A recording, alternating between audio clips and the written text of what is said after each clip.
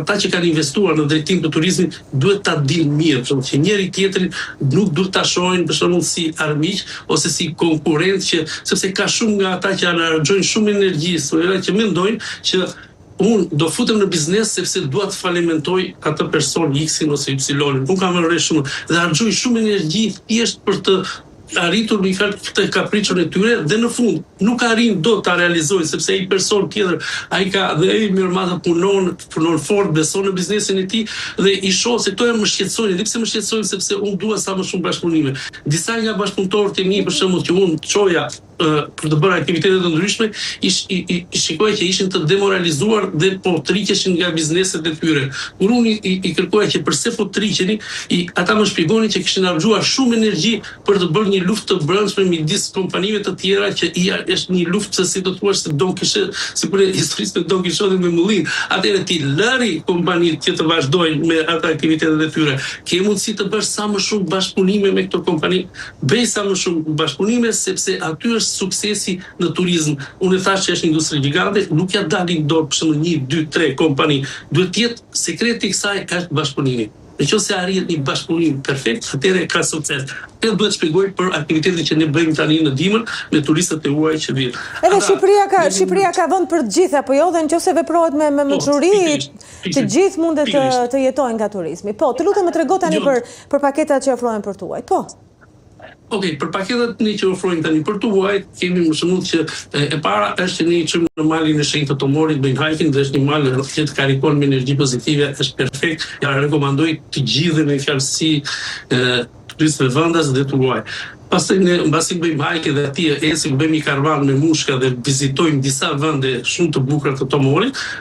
Ka një drek që shtrohet nga personat lokal atje që jetojnë, kanë ngritur ato guest house-et e para, me fjalë që ne dhe mundohemi të çojmë turist, kalojnë pastaj në kanionin e Skraparit, aty ne bëjmë rafting ose eksplorim kanionin nga sipër, për shembull kur ka prurje të lumeve që nuk kanë dalë jashtë kontrollit, më pas ne kalojmë në qarkun e Gjirokastrës, kur në qarkun e Gjirokastrës ata kanë për të vizituar shumë vende, siç ka Gjirokastra vetë, që është një vend që është para se të vinë Gjirokastra kanë dhe Beradin, nuk do ta kalojmë sepse Beradi është një qytet pamonë si Gjirokastra që është i mbrojtur nga UNESCO dhe ka vende shumë të bukura për të vizituar. Po diskutoja thjesht për turet e aventurës. Gjithashtu në Gjirokastër bëjmë pjesën e Golikut, që bëjmë hiking në malin e Golikut dhe shkojmë dhe në Vjos. Në Vjos bëjmë në Grykën e Këlqyrës bëjmë kajak dhe rafting në sipër pjesën e sipërme të Përmetit, që është një vend fantastik. Gjithashtu kemi edhe kanionin e Langaricës, kemi banjat termale, kemi bicikletat elektrike, që ta bëjmë një tur me bicikleta shumë të bukur me felodor që është perfekt. Pastaj shkojmë në pjesën në qarkun e Tiranës, ku është shpella e Kollumasit, është kanioni i Erzenit, dhe është një gjë perfekte që i gërshetohet kemi dhe lagunën e Karavastas, që aty bëjmë kajak.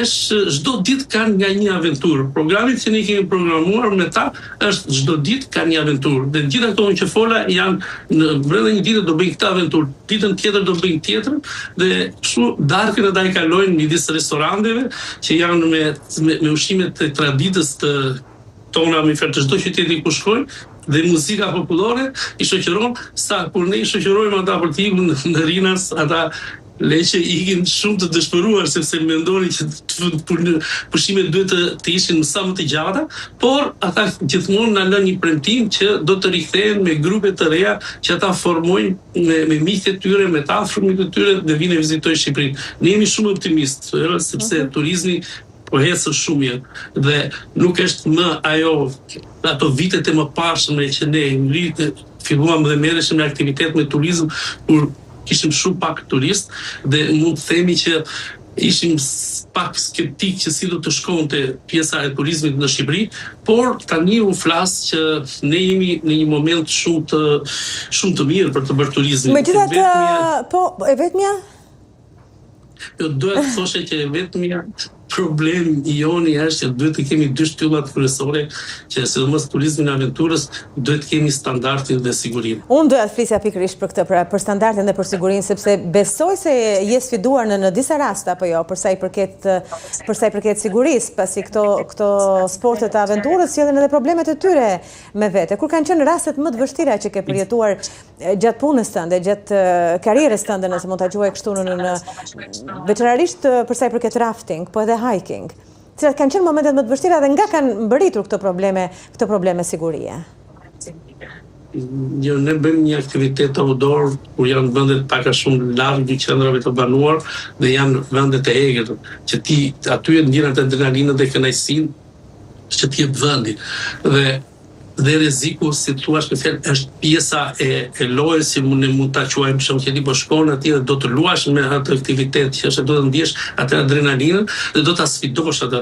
Por nga eksperienca që ne kemi, që kemi një eksperiencë 20 vjeçare, ju e dini shumë mirë, ju keni qenë pjesë e skuadrës tonë, vini gjithmonë, prandaj ne ju quajmë si pjesë e skuadrës sepse je me ne dhe në çdo aktivitet që ne bëjmë. Dhe kjo është një gjë shumë e mirë për shkak. Atëherë dua të thoshe që në momentin që ti merr masat dhe ke një eksperiencë perfekte, rreziku fillon dhe zvogëlohet. Unë e themi gjithmonë në aktivitetet tona dhe sidomos kur trajnojmë guida të reja që do të shërbejnë në sektorin e turizmit. Themi që një profesionist gjithmonë duhet të parashikojë nga A-ja deri te Z-ja si do të shkojë aktiviteti. Kurse një amator duhet të mësojë nga profesionisti. Si vepron ai që çdo gjë, çfarë bën ai gjatë gjithë aktivitetit, duhet ta mësojë ai. Për shembull, është një diçka që nëse dikush bën këto aktivitete dhe është një person i përgjegjshëm, nuk ndodh asnjë gjë. Nëse ata që organizojnë këto aktivitete dhe janë persona të papërgjegjshëm, atëherë rreziku është konstant dhe rreziku është i madh.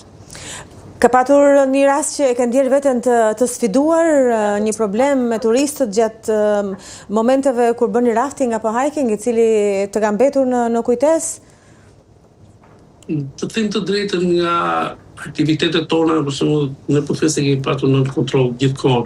Ka pasur shumë raste që ne kemi parë njerëz që turistë kanë qenë të abandonuar ose turistë të shoqëruar nga persona të papërgjegjshëm dhe ne kemi ndryrë për të ndihmuar ato persona. Plus ka patur raste që ne kemi gjetur dhe njerëz që në fund të jetës tyre, për shembull, që kanë qenë shumë e fat që ne i kemi gjetur, por kemi gjetur edhe njerëz që kanë humbur jetën, që janë futur në këto zona, që janë zona të thella, kanë hyrë pa masat e sigurisë dhe kështu ka qenë, si do thuash, dhe turistë huaj. Prandaj unë kam bërë gjithmonë një thirrje që ne duhet të kemi një bashkëpunim perfekt si me Ministrinë e Turizmit, Ministrinë e Mjedisit, si me zonat e mbrojtura të AKZM-s, që të jetë me fjalë një e policinë e shtetit, që Federata Shqiptare ka qenë gjithmonë në bashkëpunim me këto, që ne duhet të shkëmbejmë informacione në midis njëri tjetrit, duhet të vëmë sinjalistika në për këto zonat e vështira dhe të ndalojmë këta persona që janë të papërgjegjshëm, të drejtojmë gjatë drejtëm vendeve ku ata të trajnohen, sepse është, siç e thash më përpara, është një turizmi, është një biznes shumë i madh. Mund të them një rast, për shembull në Vjos, në muajin gusht, ne monitoroj atë lumë, si monitorojmë gjithë lumenjtë e tjerë, dhe ekspertët, specialistët e mi ishin gjithmonë prezent atje. Vetëm në muajin gusht, vetëm për rafting, në lumin Vjosa kanë bërë aktivitet 22.000 turistë. 22.000 turistë është një numër i jashtëzakonshëm, shumë të ne kemi filluar me 5. Këta 22.000 turistë, për shembull, nuk mund t'i bënte dot asnjë kompani teke ose 2 kompani 3. Në Vjos, për shembull, në Përmet kanë arritur janë aktivitete rreth 20 kompani. Atëherë kjo është rritur turizmi. Në këtë vit për shembull ne kishim një rritje të jashtëzakonshme të turizmit. Dhe mua më vjen mirë që këto skuadra po ngrihen, por thjesht shqetësimi im është që këto duhet kontrolluar. Duhet kontrolluar nga momenti kur to certifikohen që trajnohen, si marrin to certifikata, si pajisen për shembull me këto lejet e drejtimit, sepse ne kemi vënë re që janë pajisur edhe pa bërë kurse e posaçme. Është si punë, si ta kuptosh mirë, për shembull, është si punë patentave të makinës. Ti të marrësh një patent të makinës pa shkuar, pa bërë kurse të duar si teori dhe në praktik, ta marrësh direkt atë patent pa shkuar as një ditë. Dhe pastaj të pretendosh që unë jam i shoferë e mirë dhe do të shoqëroj njerëz të tjerë, dhe kjo është shumë e rrezikshme. Dhe Federata Shqiptare e Rrafit i ka parë këto raste dhe i kemi denoncuar disa herë, pa çka që nuk mund t'i vi mirë dikujt që thotë që pse ne i denoncojmë, por ne këtë punë kemi, ne dim çfarë rreziku krijon nëse nuk je i përgatitur për të bërë këtë. Dikush mund të thojë që ju nikoni për konkurencën jo se çfarë. I para rastin që në përmet janë 22.000 turistë vetëm në muaj gusht. Janë 20 kompani që punojnë. Ne në bërë qefi që Federata atë ka interes të rrisin numrin e kompanive.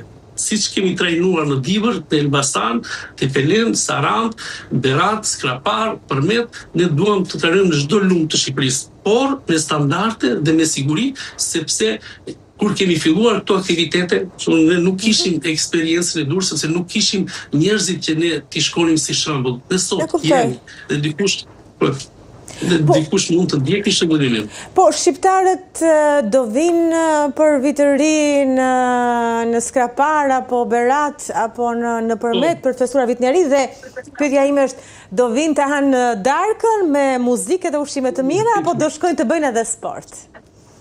Jo, ne gjithmonë nuk i lëm vetëm që ta darkën dhe të bëjnë ushqimet e mira.